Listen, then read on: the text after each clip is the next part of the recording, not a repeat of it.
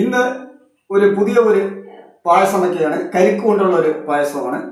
അത് പെട്ടെന്ന് നമുക്ക് ചെയ്യാൻ പറ്റുന്ന ഒരു പായസമാണ് കരിക്ക് കൊണ്ടുള്ള പായസം. അതിന് വേണ്ടുന്ന സാധനങ്ങൾ: കരിക്ക് നമ്മൾ കുറച്ച് മിക്സിയിൽ ഇതൊക്കെ 2 കരിക്കാണ്. കരിക്ക് മിക്സിയിലിട്ട് അടിച്ച് ഈ പേസ്റ്റ് പരുവത്തിലാക്കി വെക്കുക.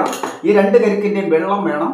പിന്നെ കുറച്ച് കരിക്കെടുത്ത് ഇതുപോലെ ഒന്ന് പീസാക്കി വെക്കണം. അതിന് വേണ്ടുന്നത് ഇത് 1/2 ലിറ്റർ പാലാണ്. പിന്നെ ഇത് മിൽക്ക് മെയ്ഡാണ്. പിന്നെ ആവശ്യത്തിന് നമുക്ക് പഞ്ചസാര കൂടെ ഇടാം. ആദ്യം നമ്മൾ 1/2 ലിറ്റർ പാലൊഴിച്ച് ഒന്ന് കുറുകി വരണം. ഇതിന് ഒരു 15 മിനിറ്റ് വരെ ഇതിനെ ഒന്ന് തിളപ്പിക്കണം. പാല് ഈ രീതിയിലായിട്ടുണ്ട്. ഇനി നമ്മൾ പേസ്റ്റ് ഒന്ന് ഇതിലേക്ക്, അതിൻ്റെ കൂടെ നമ്മൾ എടുത്തു വച്ചിരിക്കുന്ന തേങ്ങാ വെള്ളം, ഇതിൻ്റെ കരിക്ക് വെള്ളം, അതും കൂടെ ഇതിൽ ഒഴിക്കുക. അതിലിത് കരിക്ക് കുറച്ച് പീസാക്കി വെച്ചിരിക്കുന്നില്ലേ, അതും ഇതിലിടണം.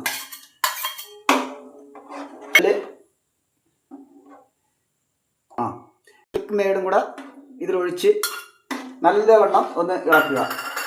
ഇതിൽ നമുക്ക് ആവശ്യത്തിന് ഒരു 2-3 സ്പൂണ് പഞ്ചസാര.